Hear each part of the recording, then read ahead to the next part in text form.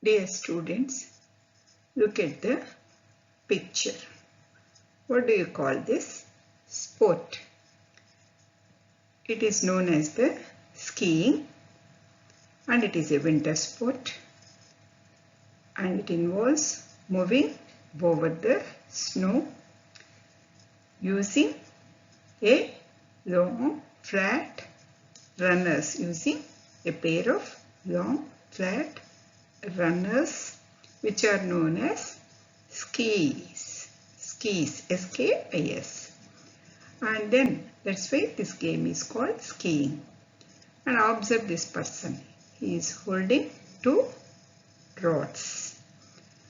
And when there is a sport which is risky, there is possibility of injuries. One such injury we will discuss. It is known as the gamekeeper's or skier's thumb.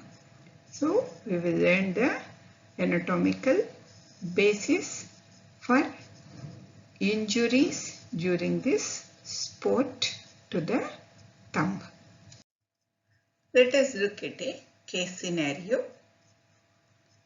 A frequent skier comes to orthopedics OPD with a history of injury while skiing.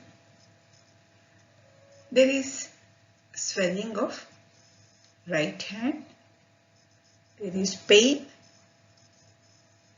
You are seeing this picture. So there is swelling of the right hand with a complaint of pain. And he expressed inability to hold the pen or glass or any object between the thumb and index finger. On examination, it was observed that the right thumb is tender and swollen. There is deviation of around 25 degrees, that is of the thumb when compared to the left hand. So this is the clinical case scenario. An X-ray was taken and it was found that there is a torn ulnar collateral ligament and small bit of the proximal phalanx of the thumb. And the diagnosis was made as gamekeeper's thumb. Now, you should be in a position to answer the following questions. So, the anatomy of the structures involved. The structure that is involved is metacarpophalangeal joint of the thumb. You are seeing the metacarpophalangeal joint with the two collateral ligaments, ulnar and radial. Then you have to give anatomical explanation for the condition. Now let us look at the anatomy of the metacarpophalangeal joint of thumb. So what type of joint it is? It's a synovial joint of ellipsoid or condylar variety. What are the articular surfaces that are contributing for the joint? It's formed between the convex head of first metacarpal and concave base of proximal phalanx. So these are the articular surfaces, and the basic structure of metacarpophalangeal joint of thumb is in no way different from that of the other fingers. So there is an articular capsule which will be covering it all around except on the dorsal aspect, because there is dorsal digital expansion or extensor expansion will be there, and focus on the ulnar and radial collateral ligaments joining the metacarpal with the proximal phalanx. Then what are the ligaments? So on the palmar aspect, okay, this is the palmar aspect. There is what is known as the palmar ligament or volar plate. So which is a fibrocartilaginous plate will be seen on the palmar aspect, and you can identify the flexor tendons on this palmar aspect.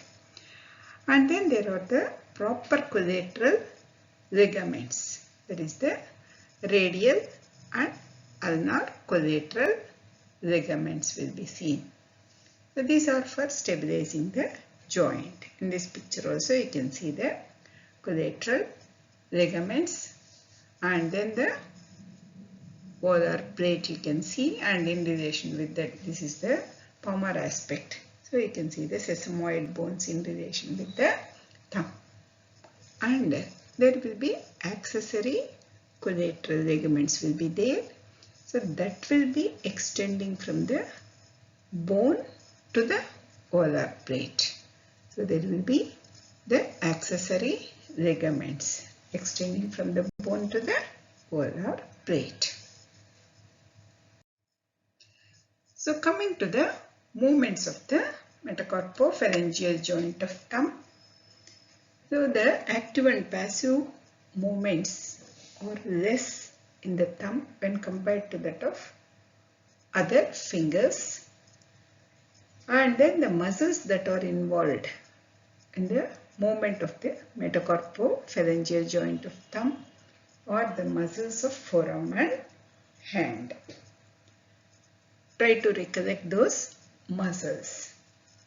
And there will be 2 degrees of freedom in the movements. So what are those movements? The flexion and extension of the thumb are the primary movements, but extension is limited. So the flexion can take place up to 60 degrees. So the muscles that are producing flexion of the thumb are the long flexor, that is the flexor pollicis longus, and the short one, the flexor pollicis brevis. Coming to the extension. Extension of thumb is by the extensor pollicis longus and brevis tendons. Then the other pair of movements that are possible at the metacarpophalangeal joint of thumb are the abduction and adduction. So full range is 25 to 30 degrees, and it is mostly the abduction movement.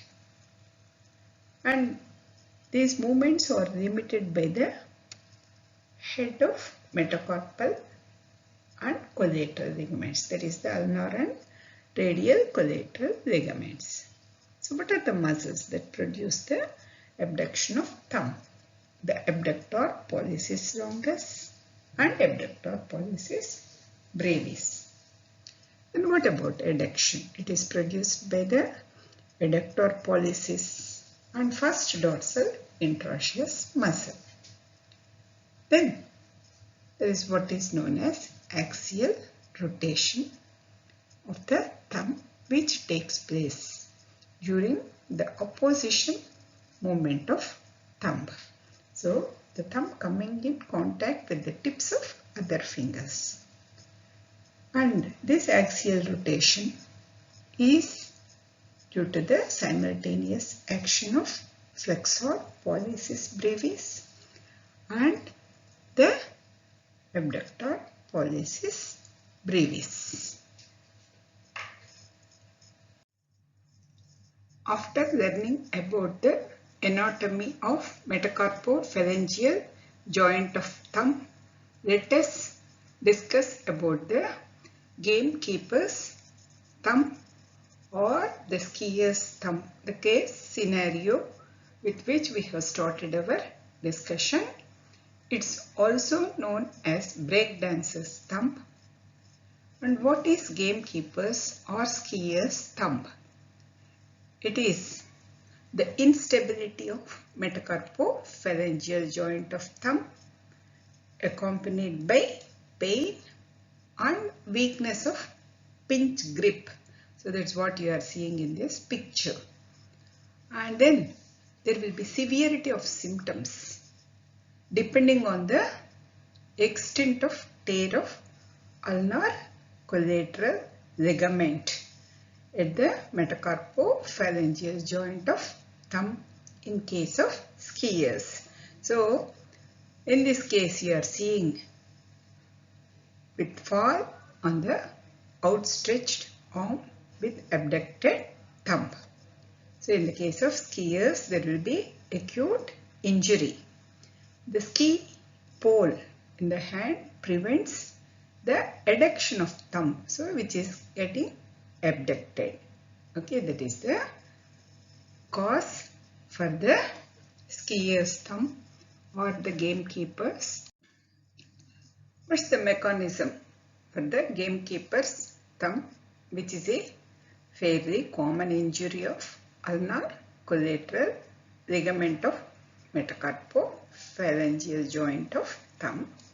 So falling on an outstretched arm with abducted thumb, that results in forceful radial deviation, that is abduction of thumb, and this results in tearing of ulnar collateral ligament, as you can see in this picture. The thumb will be deviating to 35 degrees or 15 degrees more than the unaffected thumb, so which indicates complete tear of the ulnar collateral ligament. Hope you have understood the clinical case scenario of skier's thumb and the anatomy of metacarpophalangeal joint and the importance of ulnar collateral ligament.